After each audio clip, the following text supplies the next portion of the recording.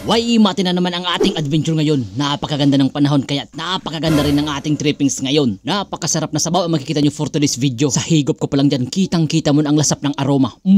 Delicioso. Meron din tayong mga clamshell, isda at makikita mo dyan ang padihong kung napakagaling maglinis ng isda. Heto ang matindi dahil sa unang pagkakataon susubukan namin kumain ng tayong. Tingnan mo naman makatayo ako dyan, akala mo talaga veterano na sa paggamit ng bangka. At ganitong trippings ang napakasarap. Oh yes, para kang lumalangoy sa isang kalawakan. Delicioso. Pero intro pa lang ito, balik tayo sa unang pangyayari. Yo, what's up? Yo, what's up? Let's go! Okay, let's go. At heto na naman ang Ninja Turtle. Kasama ko nga pala dito mga par si paring Mel at manghuhuli daw siya ng napakalaking mga isda. At kasama ko rin dito si Mr. Bogan. At dahil nga kusido at may sabaw ang ating lulutuin ay hindi dyan pwedeng mawala ang kalamansi. Pero hindi na kami dyan nagpaalam kasi sarado pa naman ang pintuan. Maraming salamat sa may-ari ng kalamansi. Hindi na kami nagpaalam, linakaw na lang namin. Dahil nga kumpleto na ang lahat ng ating gagamitin. Okay, let's go! Okay, let's go! Okay, heto na mga par, umalis na ang mga magigiting na mga ngisda. Tingnan mo parang karagatan par, sang kalawakan! Woo! Let's go!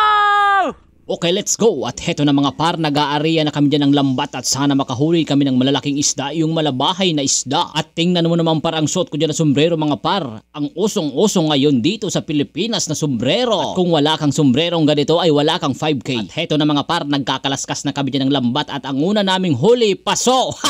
Parang nadali ako dyan ni Paday kasi sabi sa akin ni Paday malalaking isda daw ang aming huhulihin. Pero okay na to, walang pinipili ang trippings lalo na't kasama mo ang mga tunay na tropa. Wow, sobrang saya pag ganyang tropa ang kasama mo sa isang trippings. Tingnan nyo par! Bigla ang plano ngang trippings namin ito mga par kasi nga pag pinagpaplanuan ay hindi nangyayari, nadodrawing lang sa papel. At heto ang usapan nga namin alas 4 daw ng umaga pero inaabot kami ng alas 6 na ng umaga. At dahil nga sa napakahaba ng oras ng paglalambat namin mga par at gutom na rin kami ay ipapast forward na natin ang video. Delicioso! Delicioso! At heto na mga par, nasa tabing dagat na kami dyan at diretso na kami magluluto. Pero kukuha muna pala kami ng tayong. Sa unang pagkakataon ay susubukan namin kumain ng tayong kung kaya ba namin ang mga Bisaya. At heto nga pala ang aming destinasyon. Napakagandang spot mga par. Alright mga par, andito tayo ngayon sa dati nating pwesto. Pero ang pinagkaiba mga par, may kasama ako ngayon. May sumama na par. Ang ibig sabihin nun may nangyayari na par. Ayun sila mga par, nanghahanap ng pagkain. Yun, Paday, ano, meron na Paday? Wala pa, naghanap pa guys. Yes! Nice one! Is wow! Par, tingnan mo parang relax ko dito par oh. Woo! Solid par, solid na naman ang trippings natin par. Magpo-food trip kami dito, magluluto, bali naglambat na kami mga par. Nakita nyo naman siguro par.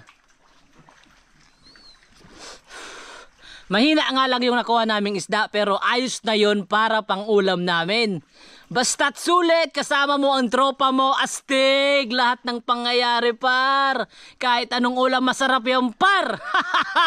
Okay, let's go. Naglilinis na kami dito mga par ng nahuli naming isda. Heto nga pala mga par ang nahuli naming mga isda. All goods na ito sa amin. Delicioso!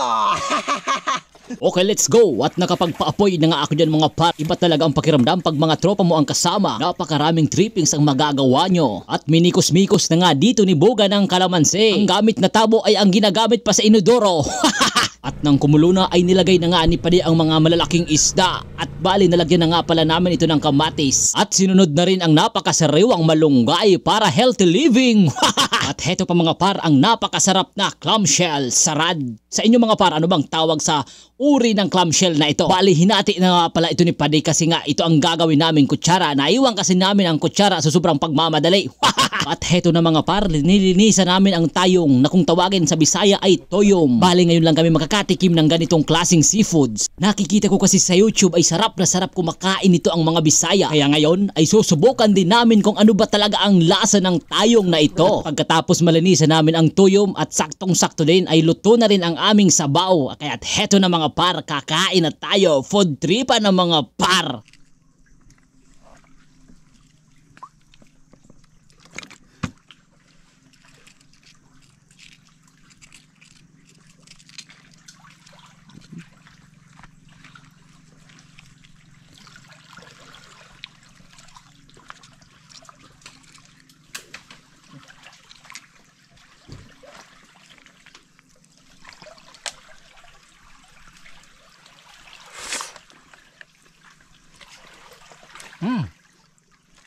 Delicioso!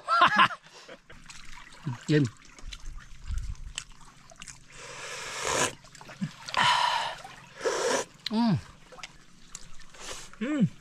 Tagal.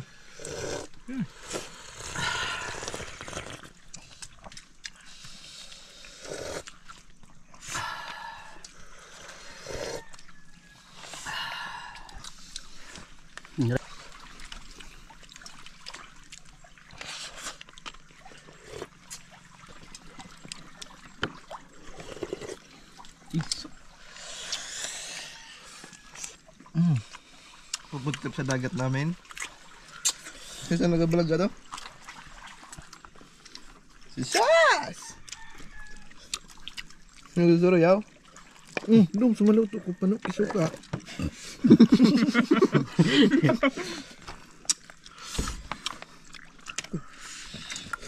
Ganda, mas mo.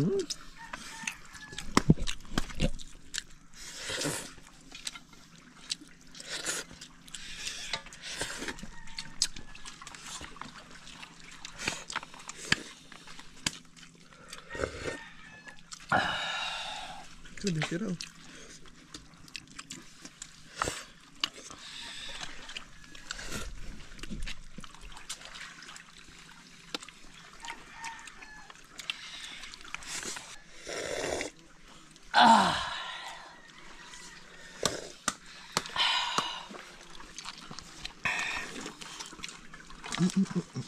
Ay, bansa ko. Ay, basta akong bali na ako mo. Ulit ka sa bago. Yung bagaw.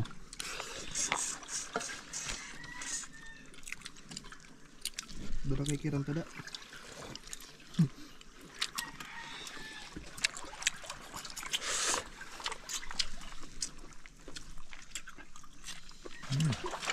Bigyan ng pagtaktak.